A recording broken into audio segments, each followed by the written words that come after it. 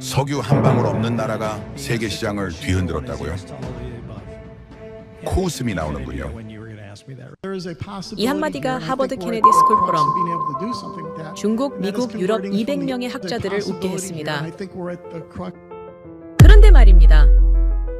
단 한 명의 학생이 그 가설 틀렸습니다 라며 마이크를 잡는 순간 회의장은 정적에 휩싸였죠. 단 3분 후 그의 PPT에 표시된 수치가 천연 기술 효율 212% 상승, 냉각 내성 마이너스 60도를 찍었을 때 그 한 줄이 세계의 모든 이론을 박살내버렸습니다. 자원이 없으면 국력도 없다? 정말 그럴까요? 회의장은 충격에 빠졌습니다. 이제 세계는 그 질문 앞에 섰습니다.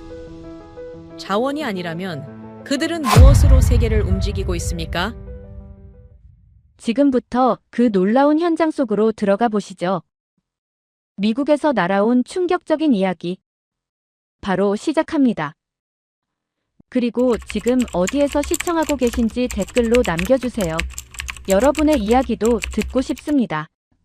그 전에 잠깐 1초 만에 누를 수 있는 좋아요 버튼을 꾹 눌러주시면 영상 제작에 큰 힘이 됩니다. 그럼 바로 사연 시작하겠습니다. 회의 시작 1시간 전 하버드 연구실. 제 노트북 화면에는 오늘 발표할 자료가 펼쳐져 있었습니다. 그런데 말입니다. 참고 문헌 목록을 정리하던 중 최근 석 달간 주요 외신 헤드라인이 눈에 들어왔어요. 미국 CNN에서 한국 반도체 시장 60% 장악했다고 소개했고, 영국 BBC에서는 사우디 한국 에너지 기술 도입 협상이라고 발표했으며, 블룸버그에서는 한국 조선업 10년 연속 세계 1위라고 보도했습니다. 저는 커피잔을 든 채 화면을 10초간 멍하니 바라봤어요. 세계 1위 산유국이 자원 제로인 나라에게 무릎을 꿇었다는 게 믿기지 않았기 때문입니다. 믿겨지십니까? 안녕하세요. 저는 랜드 아이잭슨이라고 합니다. 하버드에서 기술과 사회의 상호작용을 연구하고 있어요. 그날 저는 한 가지 질문에서 벗어날 수 없었습니다. 자원도 없는 나라가 왜 자꾸 세계의 중심에 서는 걸까요? 그땐 미처 몰랐습니다. 그날 이후 제 학문 인생 전체를 뒤흔들 거라는 걸 말이에요. 최근에 참가했던 하버드 회의장에서 겪었던 충격적인 일을 말씀드리기 위해 이렇게 글을 쓰고 있는데, 사실 그날의 토론은 평범하게 시작되었습니다. 보스턴의 3월은 여전히 쌀쌀했고, 하버드 대학교 케네디 스쿨 포럼에는 200여 명의 학자와 학생, 외교관들이 모여 자원과 해양 접근성, 21세기 국가 번영의 조건이라는 주제로 열린 국제학술대회에 참석해 있었어요. 저는 패널 사회자로 초청받았고, 제 연구실 박사과정 학생인 박진우 학생이 함께 패널로 참여했습니다. 박진우 학생은 한국에서 외교부 근무 경력이 있는 유능한 학생으로 해양 안보와 무역로에 관한 연구로 학계에서 주목받고 있었죠. 다른 패널로는 베이징 대학에서 온 장웨이 교수와 그의 제자인 천하오가 참석했습니다. 장웨이 교수는 중국의 1대1로 정책을 설계한 핵심 인물 중 한 명으로 알려져 있었고, 천하오는 하버드 대학교 경제학과에서 교환학생으로 공부하며 중국 자원 외교에 관한 연구를 진행하고 있었어요. 회의장 분위기는 묘하게 긴장되어 있었습니다. 어쩌면 미국 정부와 중국의 패권 경쟁이 심화되는 상황에서 이 학술 토론마저 국가 간 힘겨루기의 장으로 변해가는 듯했죠. 토론의 시작은 제가 던진 질문이었습니다. 국가의 번영을 위해 더 중요한 것은 무엇일까요? 풍부한 자원일까요? 아니면 바다와 같은 지리적 이점일까요? 장웨이 교수가 먼저 마이크를 잡았습니다. 그는 당당한 목소리로 자신의 주장을 펼치며 역사적으로 볼 때 자원이 풍부한 국가들이 항상 번영을 누렸다고 말했어요. 석유, 천연가스, 광물 자원이 국가의 경제 발전을 견인했다면서 중동의 산유국들, 러시아, 호주와 같은 나라들을 보라고 했습니다. 이들 국가는 풍부한 자원 덕분에 국제사회에서 영향력을 행사할 수 있었다는 것이었죠. 그의 말에 청중 일부가 고개를 끄덕이며 동의하는 모습을 보였어요. 유럽뿐만 아니라 아시아에서도 자원 중심 논리가 설득력을 얻고 있는 분위기였습니다. 천하오도 스승의 말을 이어받아 자신의 연구 자료를 화면에 띄우며 최근 연구한 바에 따르면 세계 상위 20개 경제대국 중 14개국이 주요 자원 보유국이라고 설명했어요.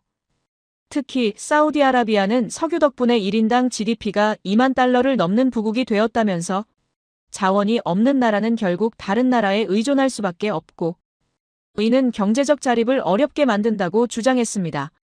천하오는 계속해서 데이터를 제시하며 중국은 막대한 석탄, 희토류, 철광석 매장량을 보유하고 있어 제조업 강국으로 발돋움할 수 있었다면서 반면 자원이 부족한 국가들은 아무리 기술이 발달해도 원자재 수입에 의존할 수밖에 없다는 논리를 펼쳤어요. 그의 목소리에는 확신이 담겨 있었고 청중들은 점점 더 그의 주장에 설득되어 가는 것처럼 보였습니다. 장웨이 교수와 천하오의 발표는 체계적이며 논리적이었어요. 통계 자료와 역사적 사례를 바탕으로 한 그들의 주장에 청중들은 설득되는 듯했고 회의장에는 묘한 긴장감이 감돌았죠. 전 세계가 이 논리에 동의하는 분위기였고 저 역시 생각보다 그들의 주장이 탄탄하다는 것을 인정하지 않을 수 없었습니다.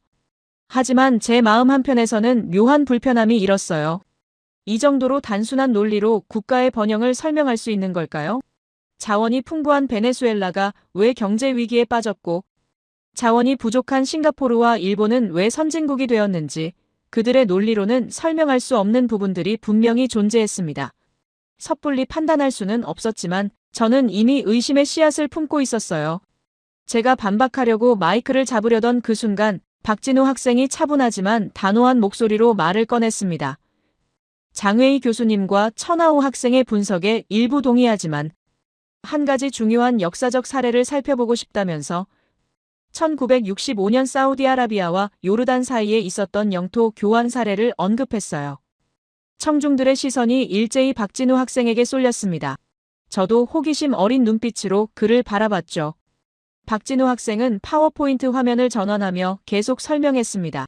1965년 8월 10일 요르단은 사우디아라비아에게 7,000제곱킬로미터의 영토를 넘겨주었는데 이 영토는 서울 면적의 약 10배에 달하는 크기였고 후에 이 지역에서 석유가 발견되었다면서 그 대신 요르단은 홍해 연안의 19km 해안선을 얻었다고 말했어요. 화면에는 요르단과 사우디아라비아의 국경선 변화를 보여주는 지도가 선명하게 나타났습니다. 천하오가 비웃듯 끼어들었습니다. 그건 명백하게 요르단의 실수였다면서 석유 같은 귀중한 자원을 단 19km의 해안선과 바꾸다니 이해할 수 없다는 표정이었죠. 회의장 여기저기서 동조하는 듯한 웃음소리가 흘러나왔고 천하오는 더욱 자신감에 차서 이런 건 전형적인 단기적 사고의 결과라면서 자원의 가치를 제대로 평가하지 못한 결정이라고 덧붙였어요. 하지만 박진우 학생은 침착하게 자신의 논지를 이어갔습니다. 표면적으로는 그렇게 보일 수 있지만 흥미로운 점은 오늘날 요르단 사람들이 이 결정을 전혀 후회하지 않는다는 사실이라면서 그들은 왜 석유보다 바다를 선택했는지 물었어요. 그의 목소리에는 확신이 담겨 있었고 저는 그 순간 뭔가 중요한 반전이 올 것 같은 예감이 들었습니다. 회의장이 조용해졌습니다. 박진우 학생이 화면을 넘기자 아카바 항구의 모습이 나타났어요. 현대적인 컨테이너 터미널과 수많은 선박들이 오가는 활기찬 항구의 모습이었습니다. 박진우 학생은 요르단이 이 해안선을 통해 아카바 항을 건설할 수 있었고 이를 통해 내륙국의 운명에서 벗어나 세계와 연결될 수 있었다면서 내륙국은 항상 주변국의 허락 없이는 해상 무역이 불가능한데 몽골을 생각해보면 엄청난 자원을 보유했지만 바다로 나가는 길이 없어 중국과 러시아에 의존할 수밖에 없다고 설명했습니다. 박진우 학생의 분석은 계속되었어요. 요르단은 작은 해안선을 통해 홍해와 인도양으로 나갈 수 있게 되었고 그 결과 아카바 항은 요르단 경제의 생명선이 되었다면서 현재 요르단 수출의 80%, 수입의 65%가 이 항구를 통해 이루어지고 있다고 밝혔습니다. 화면에는 아카바 항을 통한 연간 물동량과 경제적 가치를 보여주는 그래프가 나타났고 그 수치는 정말 놀라웠어요. 장웨이 교수가 못마땅한 표정으로 질문했습니다. 그래도 요르단은 여전히 중동에서 가난한 국가가 아니냐면서 반면 석유를 보유한 사우디아라비아는 G20 회원국이 되었다고 반박했죠. 그의 목소리에는 여전히 자신감이 넘쳤고 청중들도 다시 고개를 끄덕이기 시작했습니다. 박진우 학생은 순간 말문이 막힌 듯했고 회의장 분위기가 다시 중국 측으로 기울어지는 것 같았어요. 그때 저는 모두를 위해 이 토론이 더 깊이 있게 진행되어야 한다고 생각하며 개입했습니다. 장웨이 교수님, 단기적인 부와 장기적인 지속 가능성은 다른 문제라면서 석유는 언젠가 고갈되겠지만 바다는 영원히 존재한다고 말했어요. 요르단은 석유 대신 무역로를 선택함으로써 미래를 내다본 것이라고 덧붙였습니다. 바로 이 말이 회의장의 분위기를 발칵 뒤집어 놓은 발언이었습니다. 장웨이 교수의 얼굴이 붉어졌고 쳐나오는 노트북을 3개 덮으며 불만을 표시했어요. 잘 들리지 않았지만 쳐나오가 뭔가 중얼거리는 소리가 들렸고 그것은 분명 불쾌함을 드러내는 말이었습니다. 장웨이 교수가 날카롭게 반박했습니다. 교수님, 현실을 직시해야 한다면서 현대 세계에서 자원은 국가의 힘이라고 강조했어요. 사우디아라비아는 석유 덕분에 세계 정치에서 중요한 위치를 차지했고 요르단은 작은 해안선이 있다고 해서 국제적 위치가 향상되었냐고 물었습니다. 그의 질문은 날카로웠고 저도 잠시 생각할 시간이 필요했어요. 하지만 박진우 학생이 다시 마이크를 잡으며 한국의 사례를 말씀드려도 될까요? 라고 조심스럽게 물었습니다. 장웨이 교수는 한국 이야기가 나오자 약간 당황한 기색이 역력했지만 어쩔 수 없이 고개를 끄덕였죠. 저 역시 이렇게까지 토론이 한국으로 집중될 줄은 몰랐고 내심 궁금증이 일었습니다. 박진우 학생은 한국은 천연 자원이 거의 없는 나라라면서 석유 한 방울 나지 않고 주요 광물 자원도 부족하다고 설명했어요. 1960년대 한국의 1인당 GDP는 불과 $100 정도였다면서 하지만 오늘날 한국은 세계 12위권의 경제대국이 되었다고 말했습니다. 어떻게 가능했을까요? 그것은 바로 바다 덕분이라는 것이었죠. 박진우 학생의 설명이 이어졌습니다. 한국은 삼면이 바다로 둘러싸여 해양 접근성이 뛰어나고 이를 최대한 활용하여 수출 주도형 경제 성장을 이뤘다면서 한국의 무역은 거의 전적으로 해상을 통해 이루어진다고 했어요. 정확히 말하면 수출입 물동량의 99.6%가 해상을 통해 운송된다는 것이었습니다. 천하우가 비웃듯 말했습니다. 그렇다면 한국은 바다가 없었으면 아무것도 아니었다는 뜻이라면서 결국 자원이 없으니 바다에 의존할 수밖에 없었던 것이라고 조롱했어요. 회의장 여기저기서 웃음소리가 들렸고 저는 박진우 학생이 어떻게 대응할지 주목했습니다. 박진우 학생은 이 도발에 동요하지 않고 차분히 대답했습니다.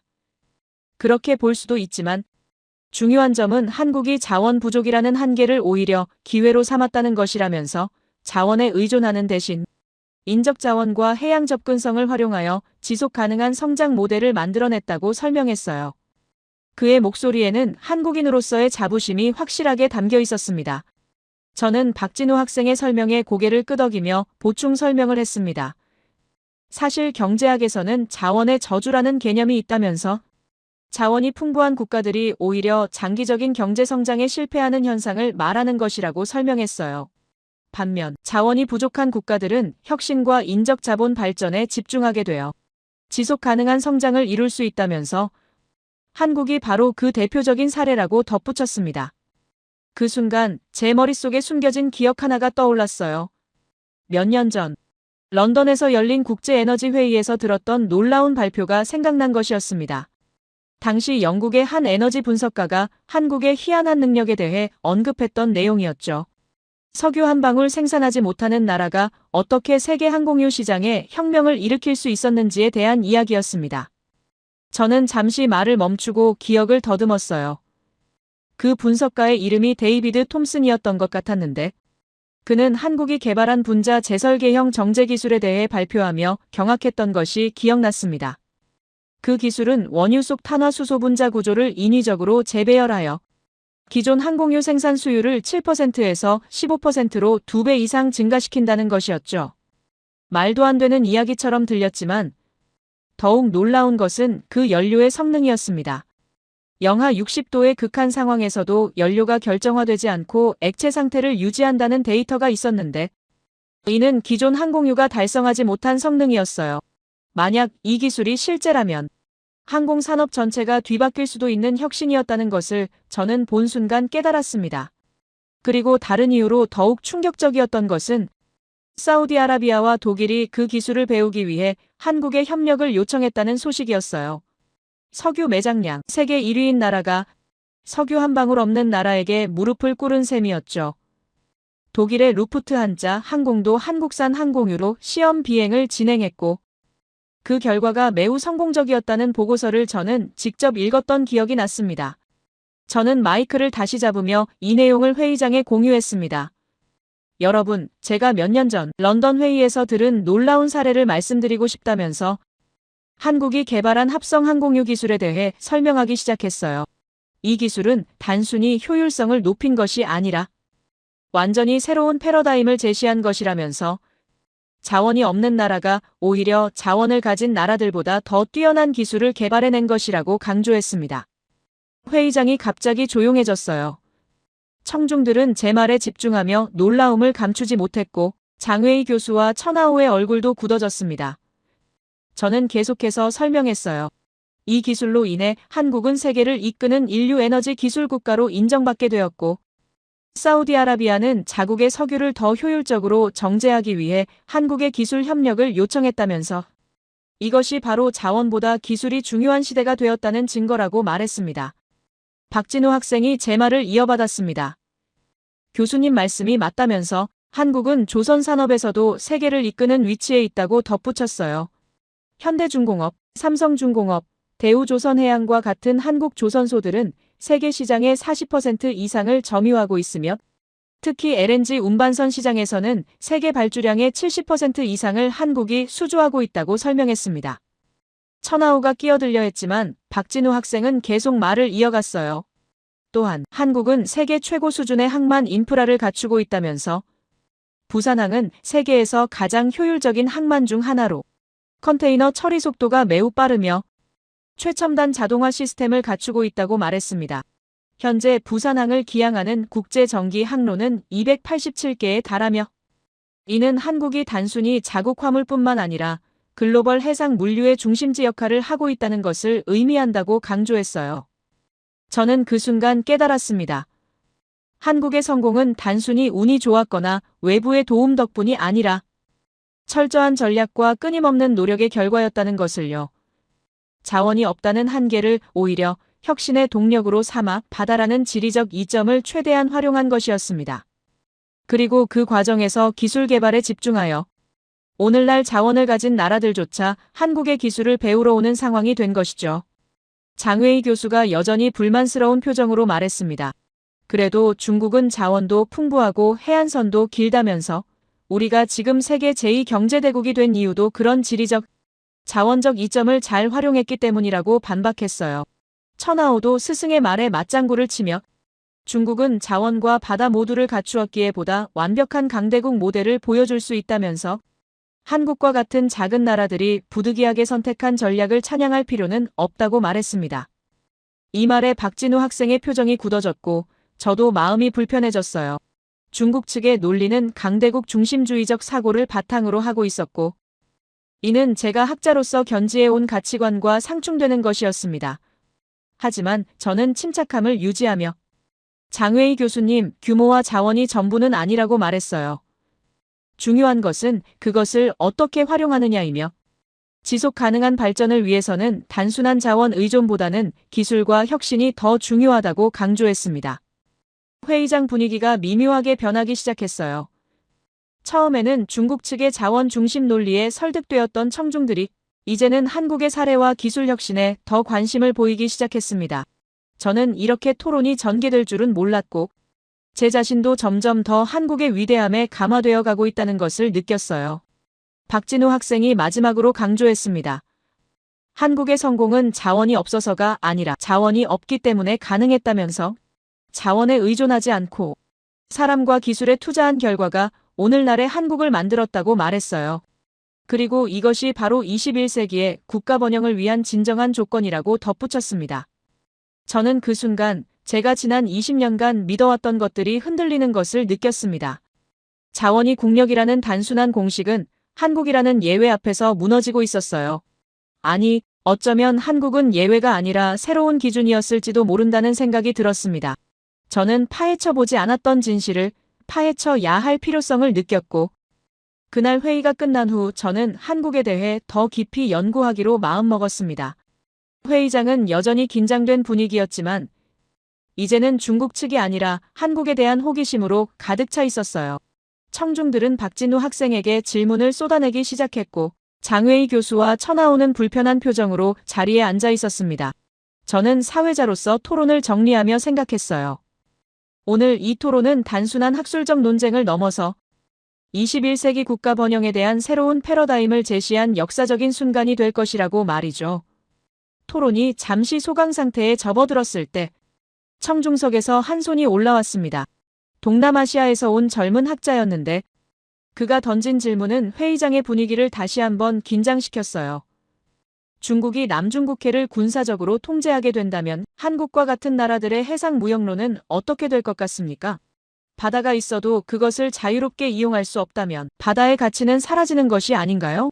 이 질문은 날카로웠고 저는 박진우 학생이 어떻게 대응할지 주목했습니다. 천하오가 기다렸다는 듯이 끼어들었습니다. 애초에 바다는 힘이 있는 나라가 지배하는 것이라면서 비교 대상으로 역사를 보면 영국이 해양을 지배했고 미국 입장에서는 태평양을 관리해왔으며 이제 중국이 남중국해에서 정당한 권리를 행사하는 것이라고 주장했어요. 그의 목소리에는 확신이 담겨 있었고 장웨이 교수도 고개를 끄덕이며 동조하는 모습이었습니다. 박진우 학생이 차분하게 마이크를 잡았습니다. 천하오 학생의 말씀에는 중요한 오류가 있다면서 바다는 어느 한 국가의 소유물이 아니라 국제 공유제라고 강조했어요. 유엔 해양법 협약에 따르면 공해에서의 항행의 자유는 모든 국가에 보장된 권리이며 남중국해는 중국만의 바다가 아니라 국제수역이라고 명백하게 반박했습니다. 그런데 말입니다. 박진우 학생은 여기서 멈추지 않고 한국의 구체적인 사례를 제시하기 시작했어요. 한국은 바다를 단순히 이용만 하는 것이 아니라 바다를 지키는 나라라면서 부산항의 데이터를 화면에 띄웠습니다. 1876년 개항한 한국 최초의 근대적 무역항인 부산항은 현재 세계 상위권의 컨테이너 항만으로 성장했다면서 특히 주목할 점은 부산항이 세계에서 두 번째로 큰 허브라는 사실이라고 설명했어요. 화면에는 거대한 컨테이너들과 선박들로 가득한 부산항의 모습이 나타났고 청중들은 그 규모에 놀라는 표정이었습니다. 박진우 학생은 계속해서 현재 부산항을 기항하는 국제 정기 항로는 287개에 달하며 한국은 무역액 1조 달러를 돌파하며 세계 9대 무역국에 진입했다면서 현재는 세계 6위의 수출국이라고 밝혔어요. 그리고 이 무역의 99.6%가 해상을 통해 이루어진다는 점을 강조했습니다. 천하오가 비웃듯 끼어들었습니다. 이건 말도 안 되는 주장이라면서 결국 한국은 자원이 없기 때문에 바다에 의존할 수밖에 없고 그 바다마저 중국 같은 강대국의 영향력 아래 있다면 한국의 경제적 자립성은 환상에 불과하다고 조롱했어요. 그는 더 나아가 남중국해를 지나는 한국 선박들은 모두 중국의 허락하에 운항하는 것이라는 식으로 말했고 회의장이 술렁이기 시작했습니다. 박진우 학생의 표정이 굳어졌지만 그는 침착함을 유지하며 반박했습니다. 천하오 학생. 그것은 국제법에 대한 심각한 오해라면서 2016년 헤이그 상설 중재재판소는 중국의 구단선 주장이 법적 근거가 없다고 판결했다고 역사적으로 명확한 사실을 제시했어요. 설사 중국이 물리적으로 남중국해를 통제하려 한다고 해도 한국의 해상 교통로는 결코 취약하지 않다면서 한국은 동쪽으로는 동해를 통해 태평양과 미주로 남쪽으로는 남해를 거쳐 동남아시아와 인도양으로 서쪽으로는 서해를 통해 중국 및 세계 각지로 향하는 다양한 해상 루트를 확보하고 있다고 설명했습니다. 저는 박진우 학생의 설명을 들으며 어쩌면 한국의 진정한 강점은 단순히 바다에 접근할 수 있다는 것이 아니라 그 바다를 지키는 방식에 있는 것이 아닐까 하는 생각이 들었어요. 그리고 제 예상은 곧 현실이 되었습니다. 박진우 학생이 화면을 전환하며 한 가지 중요한 사례를 언급하기 시작했어요.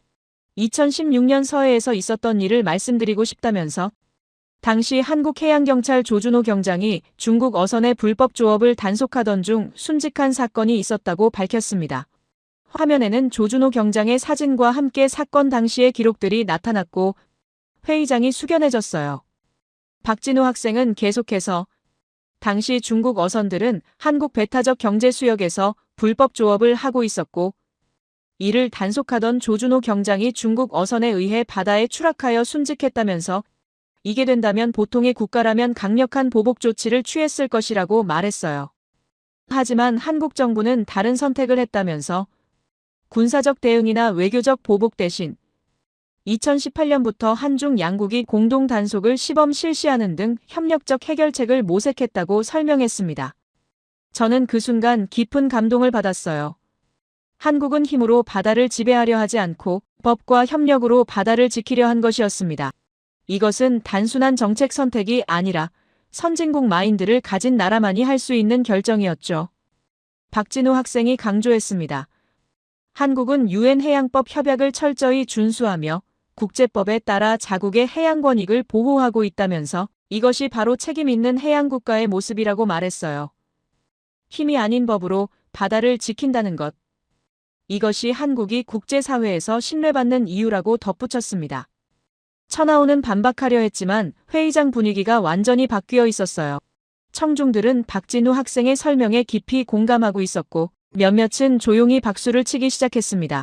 저 역시 사회자로서 중립을 유지해야 했지만 내심 한국의 접근 방식에 큰 감명을 받고 있었어요. 장웨이 교수가 불편한 표정으로 말했습니다. 랜드 교수님, 이상과 현실은 다르다면서 국제 정치에서 결국 중요한 것은 힘이라고 주장했어요. 하지만 저는 더 이상 그의 주장에 동의할 수 없었습니다. 장웨이 교수님, 힘만으로는 지속 가능한 번영을 이룰 수 없다면서 국제사회의 신뢰와 협력이야말로 장기적으로 더 큰 힘이라고 반박했어요. 박진우 학생이 마지막으로 강조했습니다.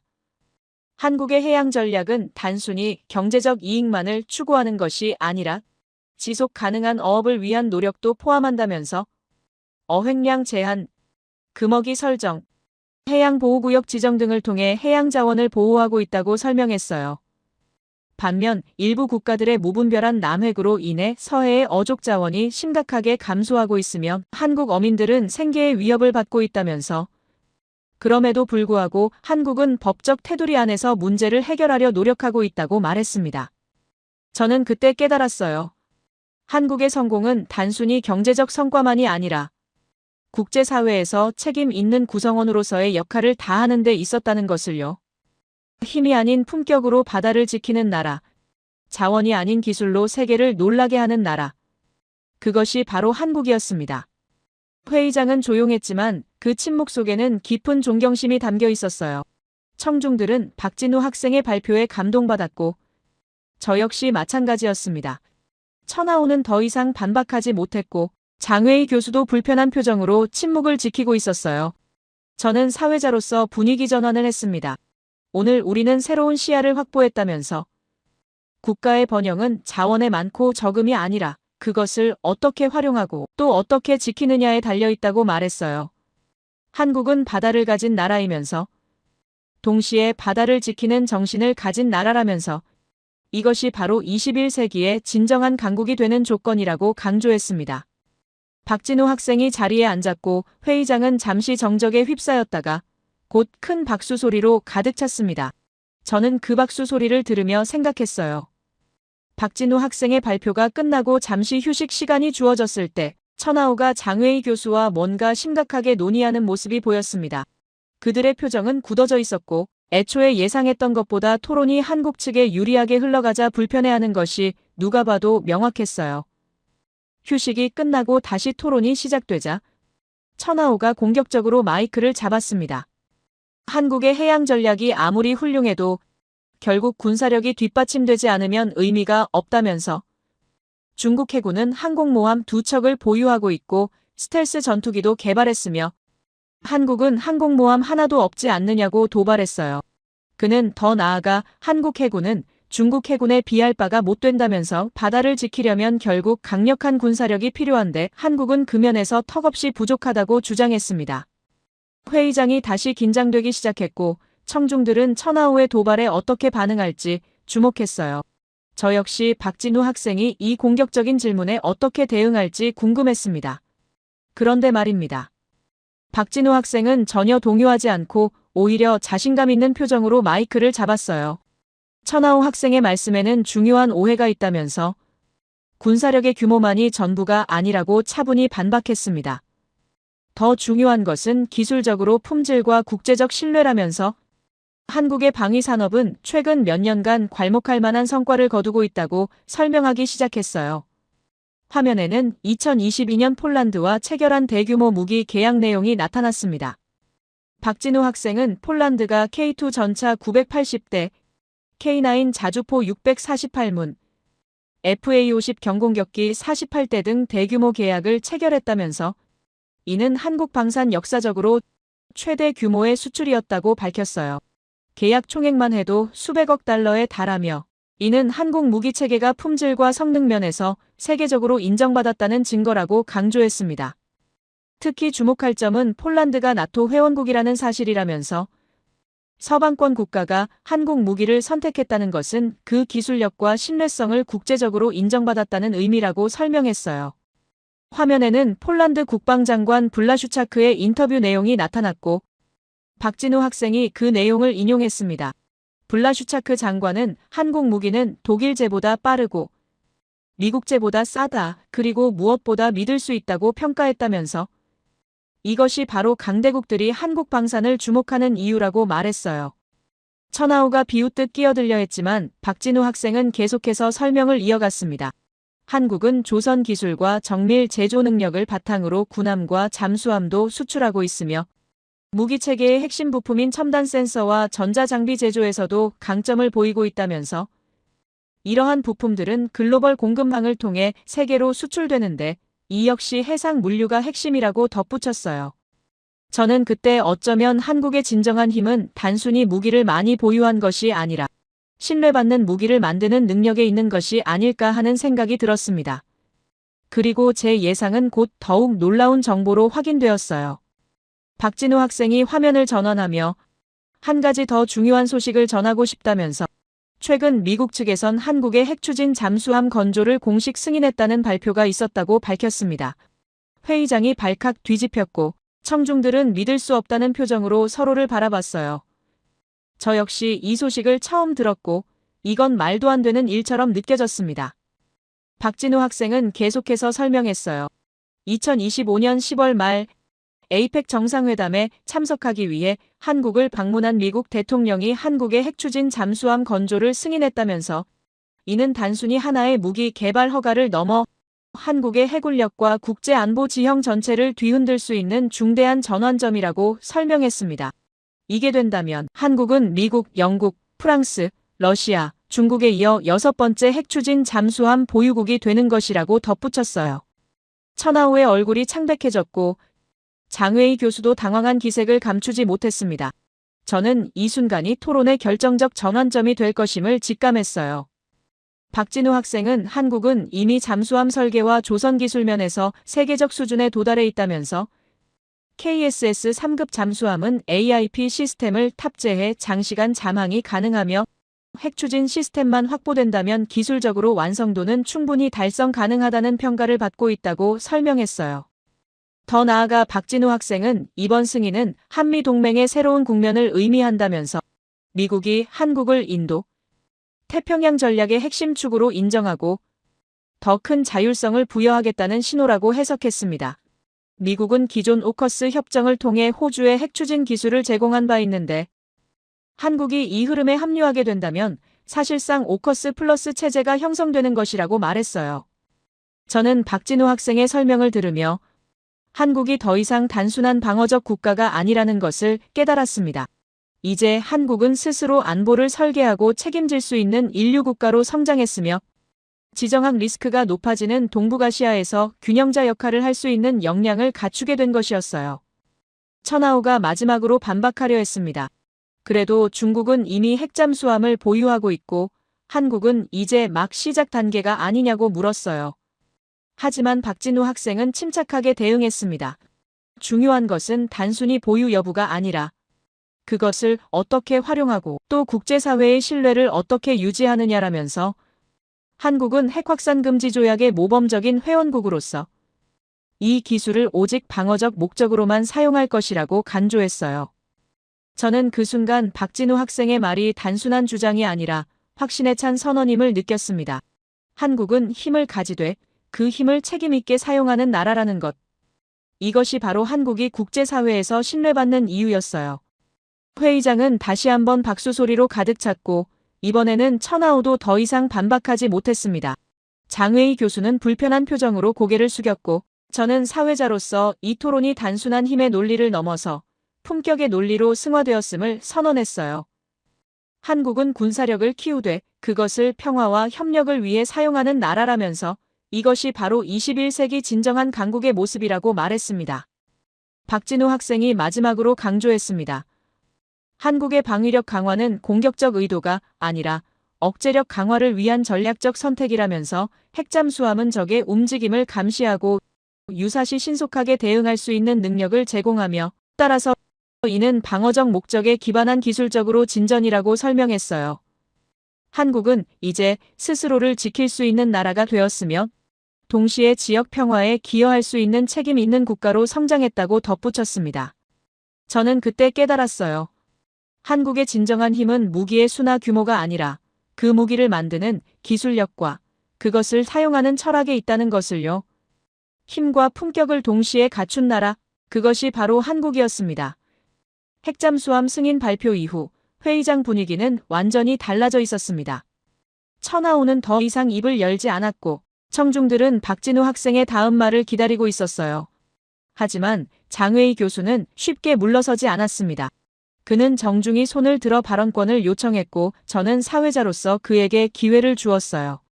장의희 교수가 말했습니다. 한국의 기술력과 전략은 인정하지만 근본적인 질문이 남아있다면서 한국은 자원이 없는 나라가 아니냐고 물었어요. 석유도 없고 광물도 부족하며 영토도 작은데 어떻게 이런 성과를 낼 수 있었는지 직접 설명해달라고 요청했습니다. 이것은 단순한 호기심이 아니라 중국의 자원 중심 전략에 대한 방어였어요. 박진우 학생은 잠시 미소를 지으며 교수님께서 가장 중요한 질문을 하셨다면서 바로 그 점이 오늘 제가 전하고 싶었던 핵심이라고 답했습니다. 화면이 전환되며 세 가지 문장이 나타났고 회의장은 충격적인 진실을 마주하게 되었어요. 첫 번째 문장이 떠올랐습니다. 리튬 한 톨 나지 않는 나라가 세계 배터리 시장 2위를 차지하고 있다는 내용이었어요. 박진우 학생은 한국에는 리튬 광산이 하나도 없지만 LG에너지솔루션과 삼성 SDI는 전 세계 전기차 배터리 시장에서 누구도 넘볼 수 없는 기술력을 보여주고 있다면서 비록 원료는 수입하지만 그것을 가공하고 혁신하는 능력에서는 세계 최고라고 설명했습니다. 두 번째 문장이 나타났어요. 반도체 원료 수입 100%인 나라가 메모리 시장 60%를 장악했다는 내용이었습니다. 저는 이 문장을 보며 애초에 자원의 정의가 무엇인지 다시 생각하게 되었어요. 박진우 학생은 한국은 실리콘 하나 생산하지 못하지만 그 실리콘으로 만드는 디램과 낸드 플래시에서는 전 세계를 지배하고 있다면서 원료가 아니라 기술이 진짜 자원이라고 강조했습니다. 세 번째 문장이 떠올랐을 때 저는 제 눈을 의심했어요. 석유 한 방울 없는 나라가 세계 에너지 시장을 뒤흔들고 있다는 내용이었습니다. 박진우 학생은 여기서 수백 년 전부터 석유가 곧 국력이라 여겨졌던 상식을 깨는 이야기를 시작했어요. 화면에는 요르단 페트라 화학공장의 사진이 나타났고 박진우 학생은 작년 요르단 정부가 한국 기업과 손잡고 바이오 항공유 생산 프로젝트를 시작했다면서 이 기술은 석유 없이도 항공유를 만들 수 있는 혁신적 기술이라고 설명했습니다.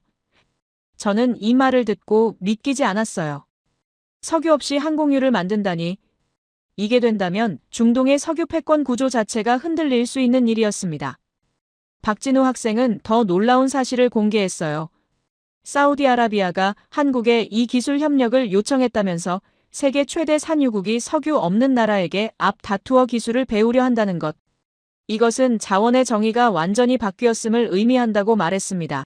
사우디 정부 관계자가 한국 기술진을 초청해 분자 재설계 기술을 배우고 싶다고 공식 요청했다면서 어쩌면 10년 뒤 중동의 주요 에너지원은 석유가 아니라 한국 기술로 만든 바이오 연료가 될지도 모른다고 덧붙였어요. 저는 그 순간 깨달았습니다. 자원이란 땅속에 묻혀있는 것만을 의미하는 게 아니라는 것을요. 박진우 학생이 확실히 간조했습니다. 한국의 진짜 자원은 사람의 땀과 지식이라면서 한국은 없는 것을 만드는 나라가 아니라 있는 것을 혁신하는 나라라고 설명했어요. 리튬을 배터리로, 실리콘을 반도체로, 공기를 항공유로 바꾸는 능력. 그것이 바로 한국의 힘이라고 말했습니다. 장웨이 교수는 더 이상 반박하지 못했고 회의장은 깊은 침묵에 빠졌습니다. 저는 그 침묵 속에서 제 머릿속이 복잡하게 돌아가는 것을 느꼈어요. 제가 오랫동안 연구해온 기술사회학의 핵심 질문이 바로 이것이었습니다. 어떻게 한 국가가 물리적 자원 없이도 세계를 선도할 수 있는가라는 질문이었어요. 저는 사회자로서 한 걸음 물러나 개인적인 생각을 정리할 시간이 필요했습니다. 회의가 잠시 휴식에 들어갔고 저는 연구실 창가에 서서 보스턴 시내를 내려다보았어요. 그리고 제 연구 노트를 펼쳤습니다.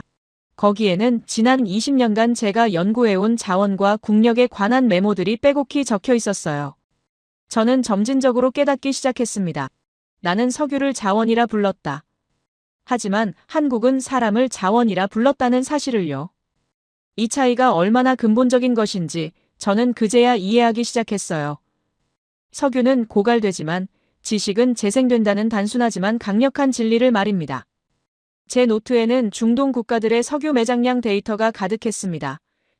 사우디 2,600억 배럴, 이란 2,000억 배럴, 이라크 1,500억 배럴, 엄청난 숫자들이었어요.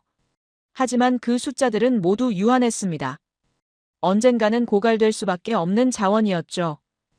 반면 한국의 자원은 달랐어요. 인구 5천만 명, 그중 대학 진학률 70%, 연구개발 투자 세계 2위. 이 숫자들은 끊임없이 새로워지고 성장하는 자원이었습니다. 저는 창밖을 보며 생각했어요. 그들의 에너지는 땅속이 아니라 사람의 머릿속에 있었다는 것을. 석유는 퍼내면 줄어들지만 지식은 나눌수록 늘어난다는 것을. 한국이 세계 시장을 장악할 수 있었던 비밀은 바로 이 차이에 있었습니다. 휴식이 끝나고 회의가 재개되었을 때 저는 사회자로서 한 가지 질문을 던졌습니다. 자원이란 무엇이냐고, 땅속에서 캐내는 것만이 자원이냐고 물었어요. 박진우 학생이 대답했습니다. 자원이란 미래를 만드는 모든 것이라면서. 석유는 과거의 자원이고 사람은 미래의 자원이라고 말했어요. 그는 계속해서 설명했습니다. 한국이 일구어낸 기적은 단순히 경제성장이 아니라 자원에 대한 인식의 전환이었다면서 없는 것을 한탄하는 대신 있는 것을 극대화하는 전략을 선택했다고 간조했어요. 리튬이 없으면 리튬을 가공하는 기술을 개발하고 석유가 없으면 석유를 대체하는 기술을 만들며 영토가 작으면 바다를 활용하는 지혜를 발휘했다는 것입니다. 저는 박진우 학생의 말을 들으며 제가 지난 20년간 놓쳤던 본질을 깨달았어요. 자원은 주어지는 것이 아니라 만들어지는 것이라는 사실을 말입니다. 한국은 자원이 없는 나라가 아니었습니다. 다만 다른 종류의 자원을 가진 나라였어요. 그리고 그 자원은 고갈되지 않고 오히려 시간이 갈수록 강해지는 자원이었습니다.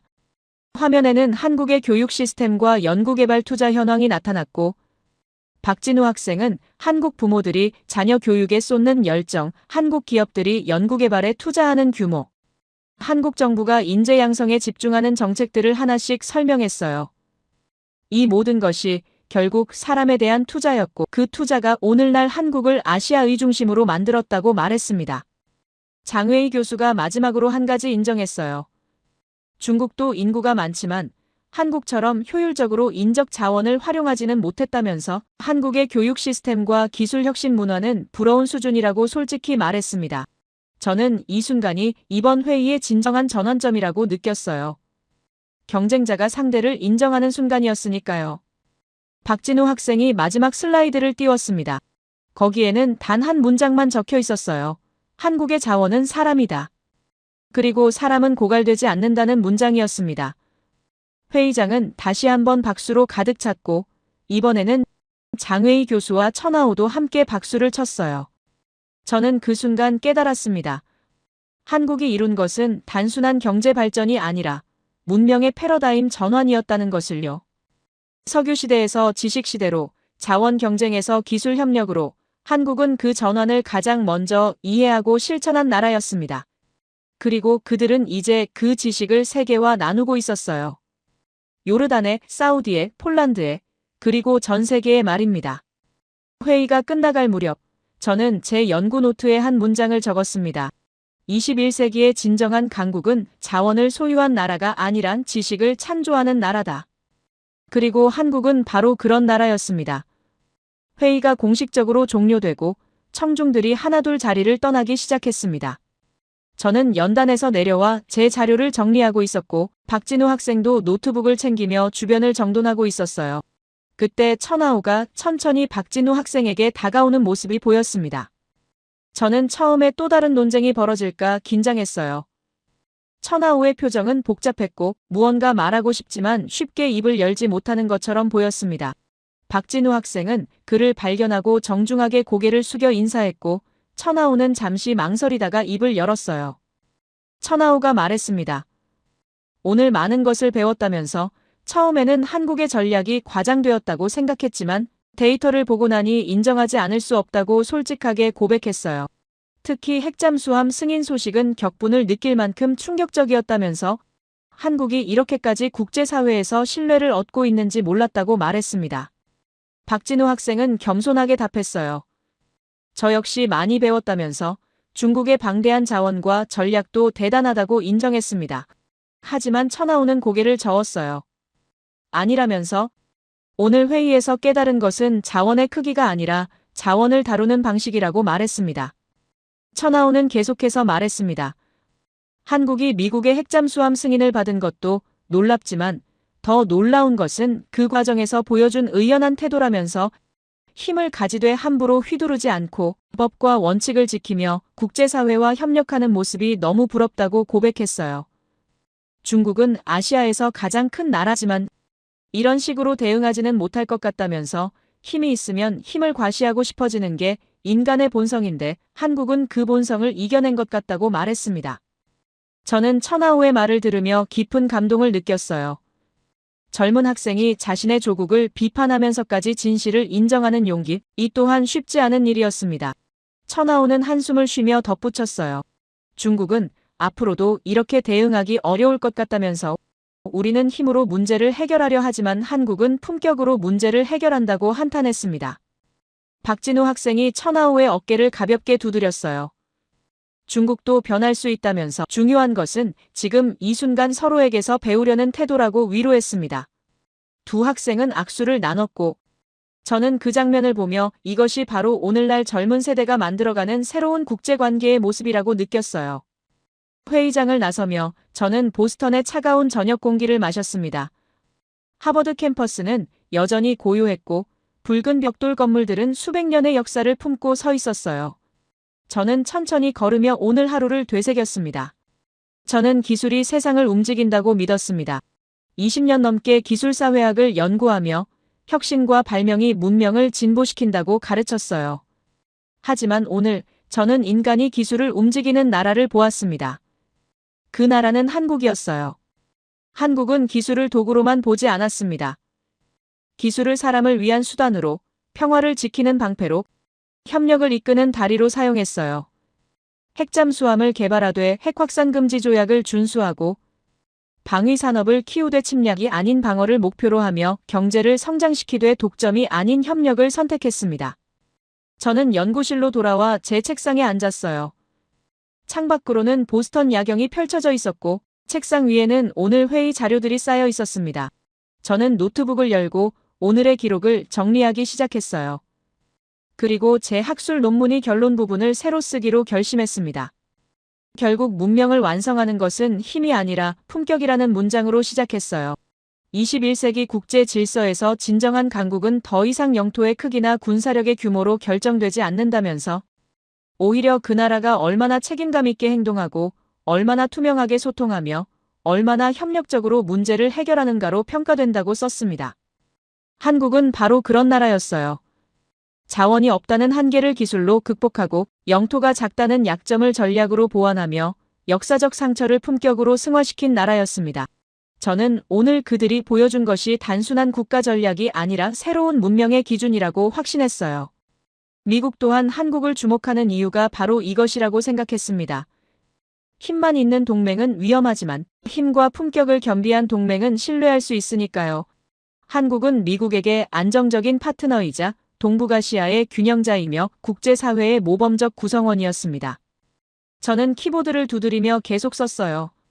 한국의 성공은 우연이 아니라 선택의 결과라고, 그들은 쉬운 길 대신 옳은 길을 선택했고 당장의 이익 대신 장기적 신뢰를 선택했으며 독점 대신 협력을 선택했다고 기록했습니다.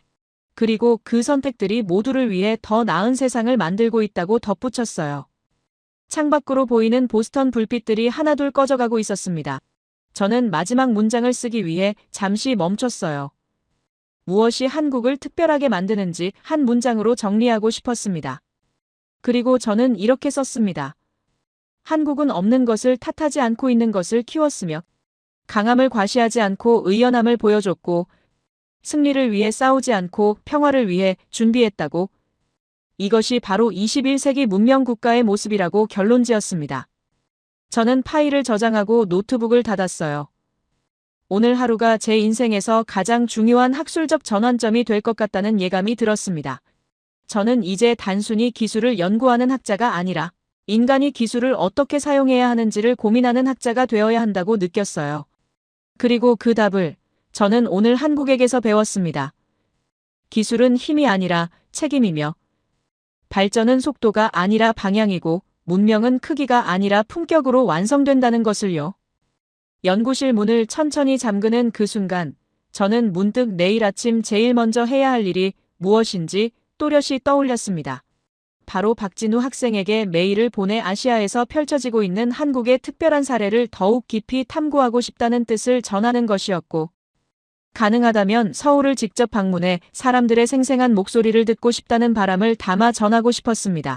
그때 제 가슴 한편을 스쳐간 감정은 하나의 충격이었습니다.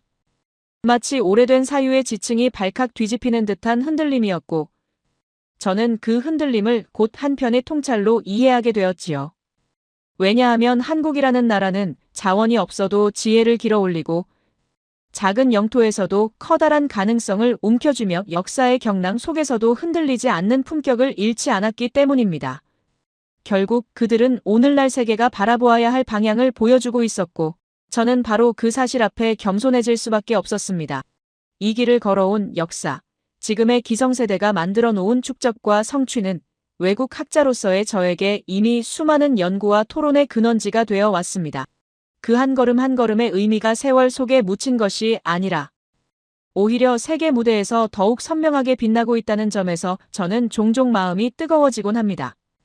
오늘 저는 오랫동안 잊지 못할 깨달음을 얻었습니다. 제가 단순히 회의를 주재한 것이 아니라 어느 거대한 장면, 즉 이 시대가 변화하는 결절점을 직접 목격한 것이라는 사실 말입니다. 그리고 그 장면의 중심에는 제가 지금껏 연구해온 그 나라 바로 한국이 있었습니다. 한국이 만들어낸 성취와 온유함, 결단력과 배려심, 그리고 역사를 꿰뚫는 지혜는 외부인의 눈에 더욱 도드라지게 보이곤 합니다. 이 또한 한국을 오랫동안 지켜온 세대가 일구어낸 정신적 기반 위에서 가능해진 흐름이었지요. 스스로에게 말했습니다. 오늘 나는 또 하나의 역사를 보았다. 그리고 그 역사 속에는 한국이 있었다. 그 말은 제 안에서 울림을 남기며 천천히 가라앉았고 새로운 질문들을 떠올리게 했습니다. 어쩌면 한국의 저력은 경제적 수치나 기술적 성취만으로 설명할 수 있는 것이 아닐지도 모릅니다. 그것은 세대에서 세대로 이어지는 조용한 의지, 가족과 공동체를 향한 애정, 역경 속에서 서로를 부축하던 나날들. 그런 것들이 한 겹 한 겹 쌓여 만들어낸 깊은 결의에 가깝지 않을까요?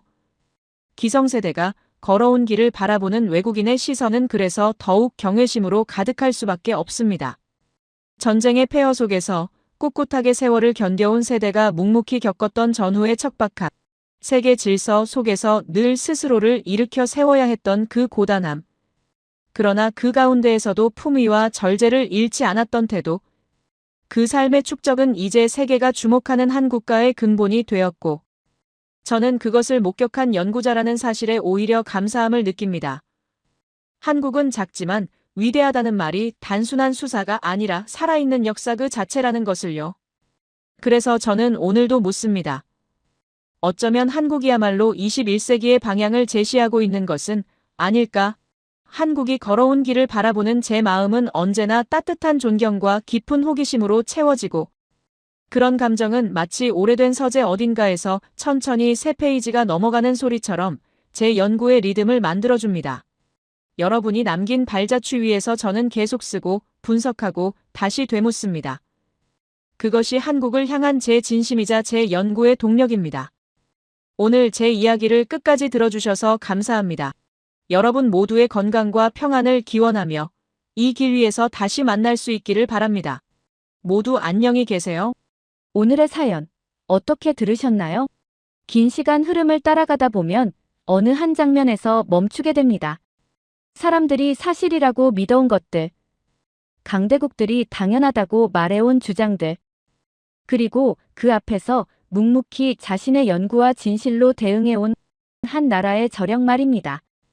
이 이야기의 핵심은 어쩌면 누가 더 크고 강한가가 아니라 누가 더 오래, 더 깊이, 더 진심으로 지켜왔는가가 아닐까 싶습니다.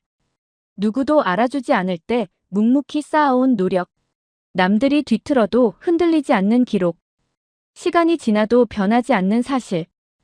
그런 것들이 결국 진실을 이기게 만드는 힘이겠죠. 그리고 한편으로는 작은 나라라고 무시하던 사람들이 정작 간과한 건 기술이든 문자든 그 뒤에 있는 철학과 사람을 보면 답이 보인다는 점이 아닐까 싶습니다.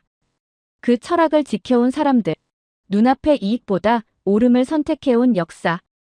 그게 결국 때가 되면 스스로 빛을 내는구나 하는 생각도 들었고요. 하지만 말입니다. 이번 사연이 끝났다고 해서 진실을 둘러싼 싸움도 끝난 건 아닐 겁니다. 기록을 지우려는 손길도, 역사를 흔들려는 시도도 앞으로 계속될 테니까요. 그럴수록 더 많은 사람들이 진실을 알고, 기억하고, 이야기해야겠죠. 이 사연을 들으면서 여러분은 어떤 생각이 드셨나요? 여러분의 생각을 아래 댓글에 남겨주세요.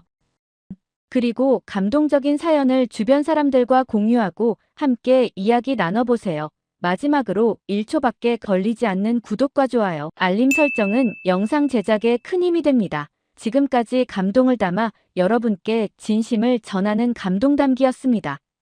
오늘 하루도 행복한 하루 보내세요.